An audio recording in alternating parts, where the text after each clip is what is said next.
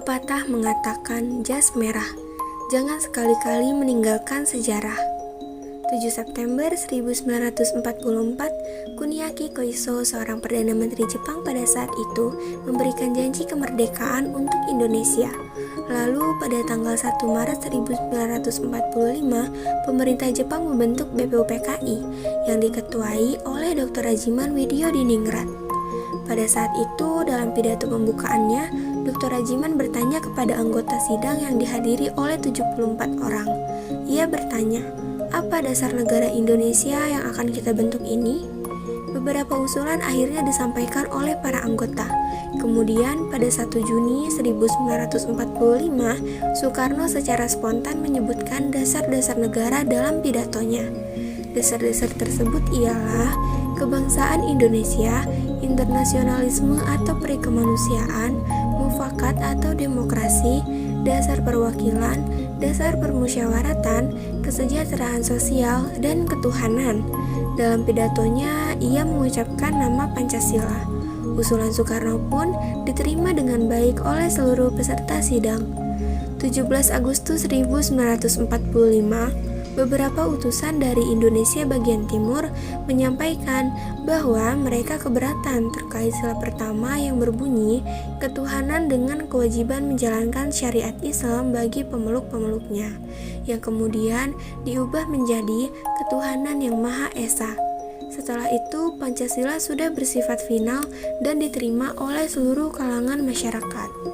Sejak kita duduk di sekolah dasar sampai sekarang, seringkali mengucapkan sila-sila Pancasila pada saat upacara bendera. Tetapi, apakah pengamalan kita terhadap Pancasila selantang kumandang suara kita pada saat melafalkan Pancasila ketika upacara bendera? Apakah kita sudah mampu mengamalkan Pancasila dalam kehidupan nyata? Sebagai warga negara Indonesia, sudah seharusnya kita mengembangkan dan mengamalkan nilai-nilai tersebut dalam kehidupan. Namun, pada nyatanya, sampai saat ini pengamalan nilai-nilai Pancasila kian berkurang.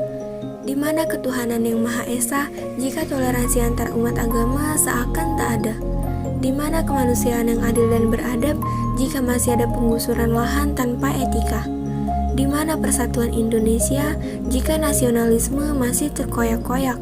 Demokrasi berkembang dengan bebas, tanpa batas, tanpa identitas, dan tanpa moralitas. Di mana nilai permusyawaratan jika masih mementingkan kepentingan pribadi? Di mana nilai keadilan sosial jika kesenjangan sosial saja masih tampak jelas di kelopak mata? Bayangkan betapa rapuhnya bangsa tercinta kita ini. Oleh karena itu, mari kita hidupkan kembali wacana publik tentang Pancasila. Bagaimana caranya?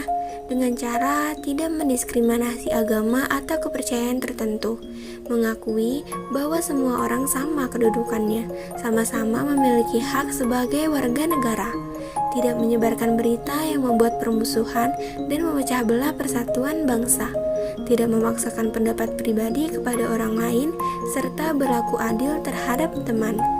Sebagai warga negara yang baik, tentu kita menginginkan Pancasila itu bangkit, bukan bangkrut. Semoga kita dapat menjadi manusia Pancasila yang bermoral serta berguna bagi bangsa dan negara. Semoga.